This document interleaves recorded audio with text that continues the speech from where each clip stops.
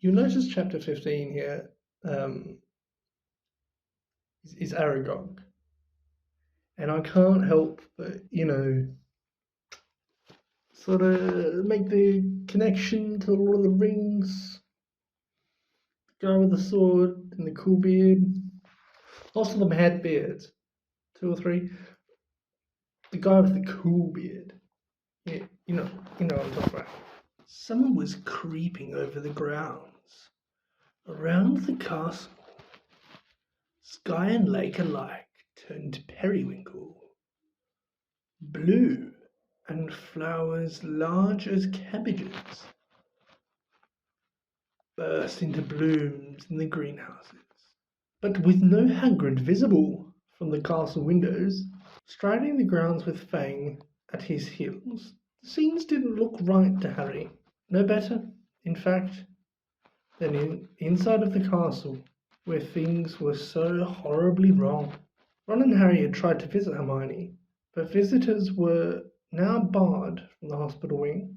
"We're taking no chances," Madame Pomfrey told them, severely through a crack in the hospital door. "No, I'm sorry. There's every chance the attacker might come back to finish these people off." With Dumbledore gone, fear had spread as never before, so that the sun warming the castle walls outside seemed to stop at the mullined windows.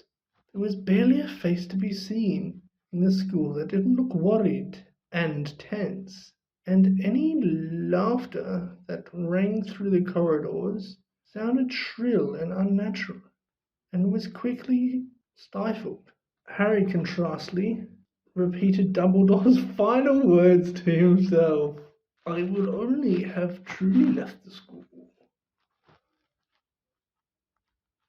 when none here are loyal to me, but help will always be given at Hogwarts to those who ask for it." But what good were these words? Who exactly were they supposed to ask for help, when everyone was as confused and scared as they were? Hagrid's hint about the spiders was far easier to understand.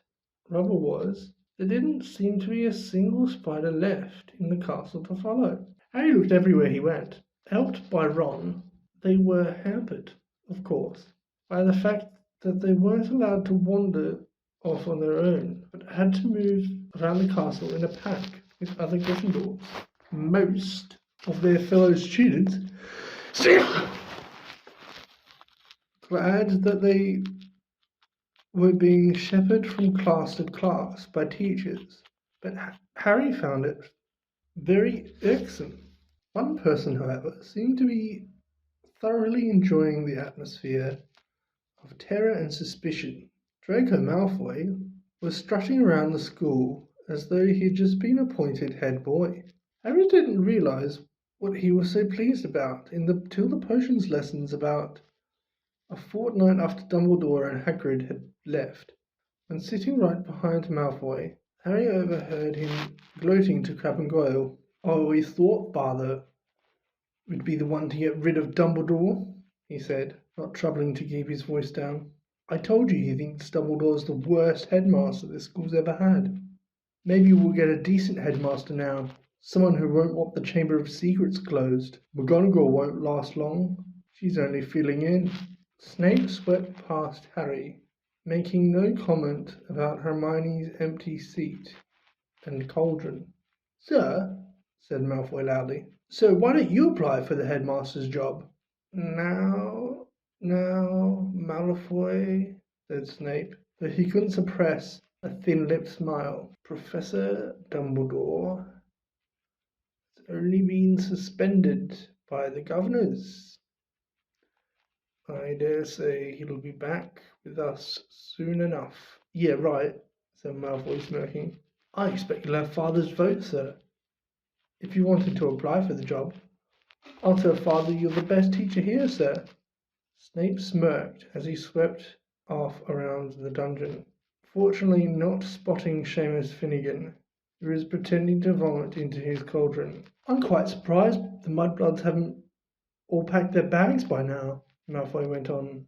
"Bet you 5 galleons The next one dies. Pity it wasn't Granger. The bell rang at that moment, which was lucky. At Malfoy's last words, Ron had leapt off his stool, and in the scramble to collect bags and books, his attempt to reach Malfoy went unnoticed. "Let me at him," Ron growled, as Harry and Dean hung onto his arms. "I don't care. I don't need my wand. I'm going to kill him with my bare hands. Hurry up. I've got to take you all to herbology," barked Snape over the class's heads, and off they went, crocodile fashion, with Harry, Ron, and Dean bringing up the rear. Ron still trying to get loose. It was only safe to let him go when Snape had seen them out of the castle, and they were making their way across the vegetable patch towards the greenhouses. The herbology class was very subdued. There were now two missing from their number, Justin and Hermione. Professor Sprout set them all to work pruning the Abyssinian shrivel figs. Harry went to tip an armful of withered stalks onto the compost heap and found himself face to face with Ernie Macmillan. Ernie took a deep breath and said very formally, "I just want to say, Harry, that I'm sorry I ever suspected you. I know you'd never attack Hermione Granger, and I apologize for all the stuff I said. We're all on the same boat now, and well," he held a pudgy hand and Harry shook it. Ernie and his friend Hannah came to work at the same shrivel fig as Harry and Ron. "That Draco Malfoy character," said Ernie, breaking off dead twigs, "seems very pleased about all this, doesn't he? Do you know, I think he might be Slytherin's heir." "That's very clever of you," said Ron, who didn't seem to have forgiven Ernie as readily as Harry. "Do you think it's Malfoy, Harry?" Ernie asked. "No," said Harry, so firmly that Ernie and Hannah stared. A second later, Harry spotted something that made him hit Ron over the hand with his pruning shears. "Ouch! What are you—" Harry was pointing at the ground a meter away. Several large spiders were scurrying across the earth. "Oh, yeah," said Ron, trying and failing to look pleased. "But we can't follow them now." Ernie and Hannah were listening curiously. Harry watched the spiders run away. "Looks like they're heading for the Forbidden Forest." And Ron looked even unhappier about that. At the end of the lesson, Professor Snape escorted the class to their Defense Against the Dark Arts lesson. Harry and Ron lagged behind the others so they could talk out of earshot. "We'll have to use the invisibility cloak again," Harry told Ron. "We can take Fang with us. He's used to going into the forest with Hagrid. He might be some help." "Right," said Ron, who was twirling his wand nervously in his fingers. Aren't there supposed to be werewolves in the forest?" he added, as they took their usual places at the back of Lockhart's classroom. Preferring not to answer that question, Harry said, "There are good things in there too. The centaurs are all right. And the unicorns." Ron had never been into the Forbidden Forest before. Harry had entered it only once, and had hoped never to do so again. Lockhart bounded into the room, and the class stared at him. Every other teacher in the place was looking grimmer than usual, but Lockhart appeared nothing short of buoyant. "Come now," he cried, beaming around him. "Why all these long faces?" People swapped exasperated looks, but nobody answered. "Don't you people realize," said Lockhart, speaking slowly, as though they were all a bit dim, "the danger has passed. The culprit has been taken away." "Says who?" said Dean Thomas loudly. "My dear young man, the Minister of Magic wouldn't have taken Hagrid if he had been 100% sure that he was guilty," said Lockhart, in the tone of someone explaining that 1 and 1 made 2. "Oh, yes, he would," said Ron, even more loudly than Dean. "I flatter myself I know a touch more about Hagrid's arrest than you do, Mr. Weasley," said Lockhart, in a self-satisfied tone. Ron started to say that he didn't think so, somehow, but stopped in mid-sentence when Harry kicked him hard under the desk. "You weren't there, remember?" Harry muttered. But Lockhart's disgusting cheeriness, his hints that he had always thought that Hagrid was no good, His confidence that the whole business was now at end irritated Harry so much that he yearned to throw daddling with goals right in Lockhart's stupid face. Instead, he contented himself with scrawling on a note to Ron, "Let's do it tonight." Ron read the message, swallowed hard, and looked sideways at the empty seat usually filled by Hermione. The sight seemed to stiffen his resolve, and he nodded. The Gryffindor common room was always very crowded these days, because from 6 o'clock onwards, Gryffindors had nowhere else to go. They also had plenty to talk about, with the result that the common room often didn't empty until past midnight. Harry went to get the invisibility cloak out of his trunk right after dinner, and spent the evening sitting on it, waiting for the room to clear. Fred and George challenged Harry and Ron to a few games of exploding snap, and Ginny sat watching them, very subdued in Hermione's usual chair. Harry and Ron kept losing on purpose, trying to finish the games quickly, but even so, it was well past midnight when Fred, George, and Ginny finally went to bed. Harry and Ron waited for the distant sounds of the two dormitory doors closing before seizing the cloak, throwing it over themselves, and climbing through the portrait hall. It was another difficult journey through the castle, dodging all the teachers. At last they reached the entrance hall, slid back the lock on the oak front doors, squeezed between them, trying to stop any creaking, and stepped out into the moonlight grounds. "Pause!" said Ron abruptly, as they strode across the black grass. "We might get to the forest and find there's nothing to follow. Those spiders might not have been going there at all. I know it looks like they're moving in that sort of general direction," but his voice tailed away hopefully. They reached Hagrid's house, sad and sorry, looking with its black windows. When Harry pushed the door open, Fang went mad with joy at the sight of them, worried he might wake everyone at the castle with his deep booming barks. They hastily fed him treacle fudge from a tin on the mantelpiece, which glued his teeth together. Harry left the invisibility cloak on Hagrid's table. There would be no need for it in the pitch-dark forest. "Come on, Fang.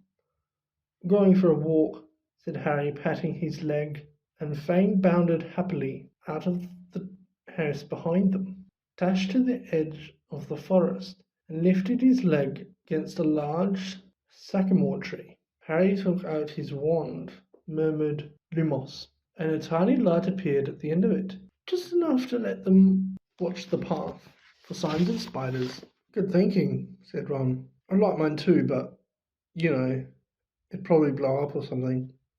Harry tapped Ron on the shoulder, pointing at the grass. Two solitary spiders were hurrying away from the wand light into the shade of the trees. "Okay," Ron sighed, as though resigned to the worst. "I'm ready. Let's go." So with Fang scampering around them, sniffing tree roots and leaves, they entered the forest by the glow of Harry's wand. They followed the steady trickle of spiders moving along the path. They walked for about 20 minutes, not speaking, listening hard for noises other than breaking twigs and rustling leaves.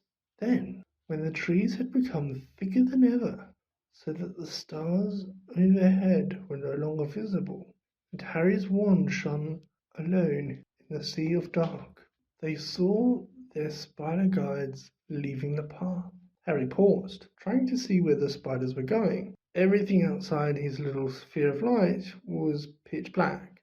He had never been this deep in the forest before.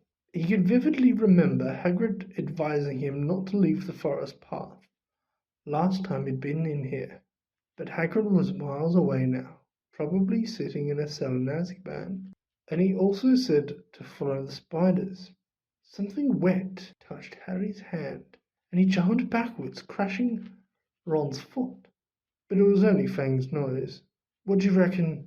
Harry said to Ron, whose eyes he could just make out reflecting the light from Harry's wand. "We've come this far," said Ron. So they followed the darting shadows of the spiders into the trees. They couldn't move very quickly now. There were tree roots and stumps in their way, barely visible in the near blackness. Harry could feel Fang's hot breath on his hand more than once. They had to stop so Harry could crouch down and find the spiders in the one light. They walked for what seemed at least half an hour, the ropes sagging on low slung branches and brambles. After a while, they noticed the ground seemed to be sloping downwards, though the trees were as thick as ever. Then Fang suddenly let loose a great echoing bark, making both Harry and Ron jump out of their skins. "What?" said Ron loudly, looking around into the pitch dark and gripping Harry's elbow very hard. "There's something moving over there," Harry breathed. "Listen, sounds like something big." They listened. Some distance to their right, there's something big was snapping branches as it carved a path through the trees. "Oh no," said Ron. "Oh no, oh no, shut up," said Harry frantically. "It'll hear you." "Hear me?" said Ron in an unnaturally high voice. "It's already heard Fang." The darkness seemed to be pressing on their eyeballs as they stood terrified, waiting. There was a strange rumbling noise, and then silence. Said Harry. "Probably getting ready to pounce," said Ron. They waited, shivering, hardly daring to move. "Do you think it's gone?" Harry whispered. "Oh no." Then to their right came a sudden blaze of light, so bright in the darkness, both of them flung up their hands to shield their eyes. Fang yelped and tried to run, but got lodged in a tangle of thorns and yelped even louder. "Harry!" Ron shouted, his voice breaking with relief. "Harry, it's the car!" "What?"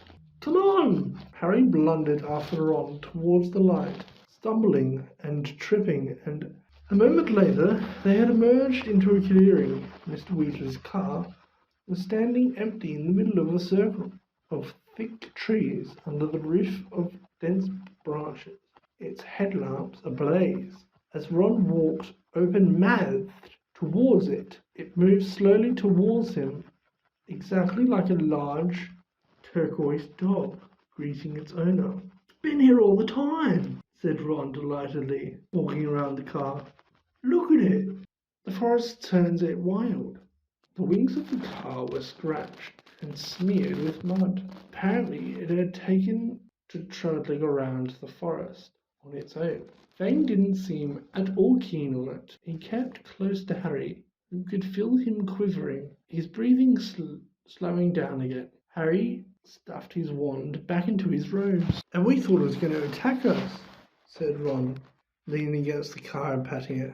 "I wondered where it had gone." Harry squinted around the floodlit ground for signs of more spiders, but they had all scuttled away from the glare of the headlights. "Off the trail," he said. "Come on, let's go and find them." Ron didn't speak. He didn't move. His eyes were fixed on some point 3 meters above the forest floor, right behind Harry. His face was livid with terror. Harry didn't even have the time to turn around. There was a loud clicking noise, and suddenly he felt something long and hairy seize him around the middle and lift him off the ground, so that he was hanging face down, struggling, terrified. He heard more clicking and saw Ron's legs were leaving the ground too. Heard Fang whimpering and howling. Next moment, he was being swept away into the dark trees. Head hanging, Harry saw that what had hold of him was marching on 6 immensely long, hairy legs, the front 2 clutching him tightly below a pair of shiny black pincers. Behind him, he could hear another creatures, no doubt carrying Ron. They were moving into the very heart of the forest. Harry could hear Fang fighting to free himself from the third monster, whining loudly, but Harry couldn't have yelled, even if he had wanted to. He seemed to have left his voice back with the car in the clearing. He never knew how long he would in the creature's clutches. He only knew that the darkness had suddenly lifted enough for him to see that the leaf-strewn ground was now swarming with spiders. Craning his neck sideways, he realized that he'd reached the rim of a vast hollow which had been cleared of trees, so that the stars shone brightly into the worst scene he had ever laid eyes upon. Spiders. Not tiny spiders like those surging over the leaves below. Spiders the size of cart horses. 8-eyed, 8-legged, black, hairy, gigantic. The massive specimen that was carrying Harry made its way down the steep slope towards the misty domed web in the very center of the hollow, where its fellows closed in all around it, clinking their pincers excitedly at the sight of its load. Harry fell to the ground on all fours as the spider released him. Ron and Fang thundered down next to him. Fang wasn't howling anymore, but cowering silently on the spot. Ron looked exactly like Harry felt. His mouth was stretched wide in a kind of silent scream, and his eyes were popping. Harry suddenly realized that the spider which had dropped him was saying something. It had been hard to tell because he clicked his pincers with every word as he spoke. And from the middle of the misty domed web, a spider the size of a small elephant emerged, very slowly. There was grey in the back of his body and legs, and each of the eyes on his ugly, pincered head was milky white. He was blind. "What is it?" he said, clicking his pincers rapidly. "Men!" clicked the spider who had caught Harry. "Is it Hagrid?" said Aragog, moving closer, his 8 milky eyes wandering vaguely. "Strangers!" clicked the spider who had brought Ron. "Kill them!"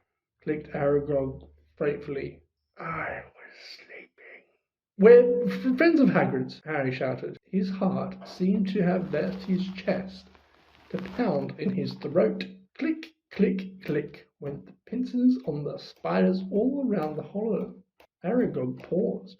"Hagrid has never sent men into his hollow before," he said slowly. "Hagrid's in trouble," said Harry, breathing very fast. "That's why we've come." "In trouble," said the aged spider. Harry thought he heard concern beneath the clicking pincers. "But why has he sent you?" Harry thought of getting to his feet, but decided against it. He didn't think his legs would support him, so he spoke from the ground as calmly as he could. "They think up at the school that Hagrid's been setting something of the students. They've taken him to Azkaban." Aragog clicked his pincers furiously, and all around the hollow the sound was echoed by the crowd of spiders. It was like applause, except applause didn't usually make Harry feel sick with fear. "But that was years ago," said Aragog fretfully. "Years and years ago. I remember it well. That's why they made him leave the school. They believed I was the monster that dwells in what they call the Chamber of Secrets. They thought that Hagrid had opened the chamber and set me free." "And you don't come from the Chamber of Secrets?" said Harry, who could feel a cold sweat on his forehead. "Hi," said Aragog, clicking angrily. "I was not born in the castle. I came from a distant land. A traveller gave me to Hagrid. When I was an egg, Hagrid was only a boy, but he cared for me. Hidden in a cupboard in the castle, feeding me on scraps from the table. Hagrid is my good friend and a good man. When I was discovered and blamed for the death of a girl, he protected me, and I have lived in the forest ever since. Hagrid still visits me. He even found me a wife, Mousag. And you see how our family has grown all through Hagrid's goodness." Harry summoned what remained of his courage. So you never attacked anyone? Never, croaked the odd spider. It would have been my instinct, but from respect of Hagrid, I never harmed a human. The body of the girl who was killed, discovered in a bathroom. I never saw any part of the castle but the cupboard in which I grew up.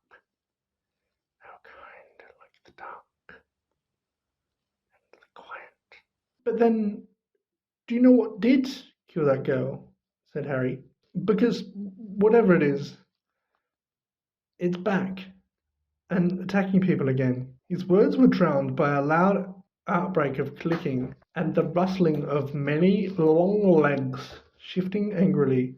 Large black shapes shifted around him. The thing that lives in the castle, said Aragog, is an ancient creature whose spiders fear above all others. Well, do I remember how I pleaded with Hagrid to let me go when I sensed the beast moving about the school?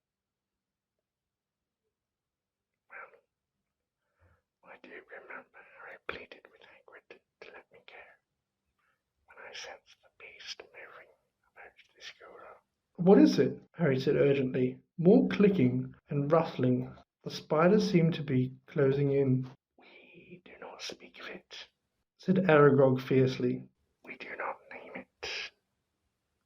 I never even told Hagrid the name of that dreaded creature, though he asked me many times. Harry didn't want to press the subject, not with the spiders pressing closer on all sides. Aragog seemed to be tired of talking. He was backing slowly into his domed web, but his fellow spiders continued to inch slowly towards Harry and Ron.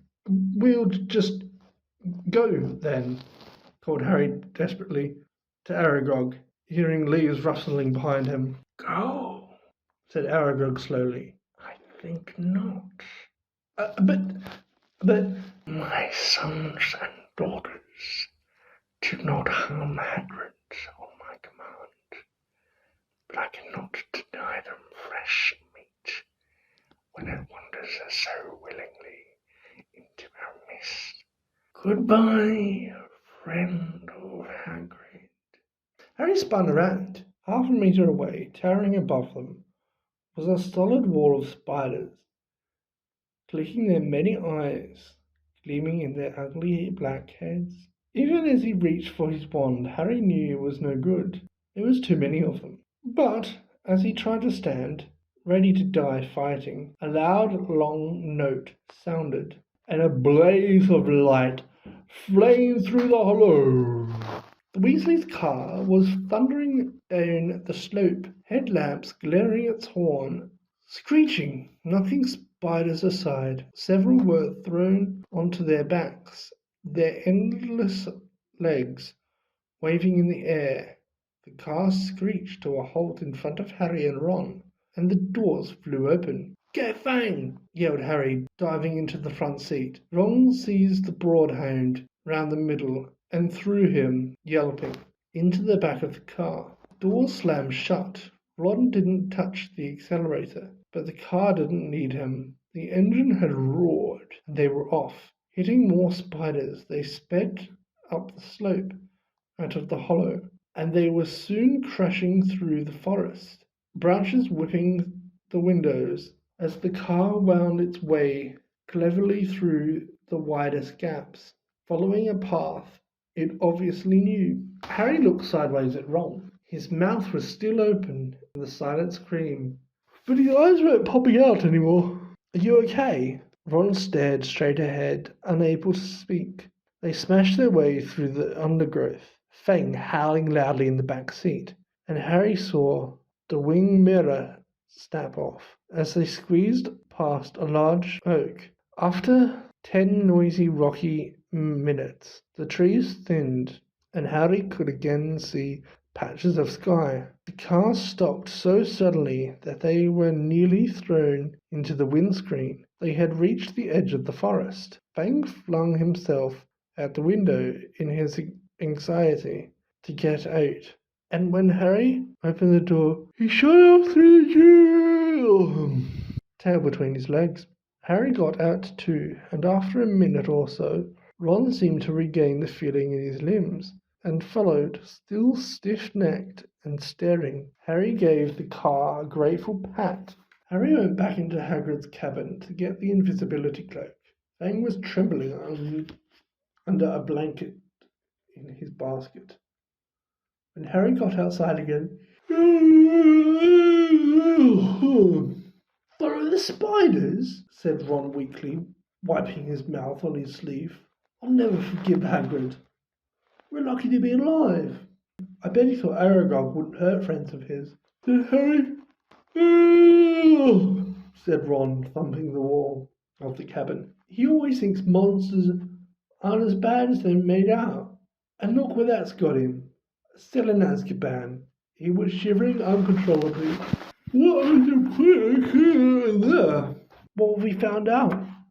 "I'd like to know." "That Hagrid never opened the Chamber of Secrets," said Harry, throwing the cloak over Ron. Ron gave a loud snort, evidently hatching Aragog out in a cupboard wasn't his idea of being innocent. The castle loomed nearer. Harry twitched the cloak over to make sure their feet were hidden, then pushed the creaking front doors ajar. They walked carefully back across the entrance hall and up the marble staircase, holding their breath as they passed corridors. "Well, what should..." At last they reached the safety of the Gryffindor common room, where the fire had burned itself into a glowing ash. They took off the cloak and climbed the winding staircase to the dormitory. Ron fell onto his bed without bothering to get undressed. Harry, however, didn't feel sleepy. He sat on the end of his four-poster, thinking hard about everything Aragog had said. The creature that was lurking somewhere in the castle, he thought, sounded like a sort of monster Voldemort. Even other monsters didn't want to name it, but he and Ron were no closer to finding out what it was, or how it petrified its victims. What was in the Chamber of Secrets?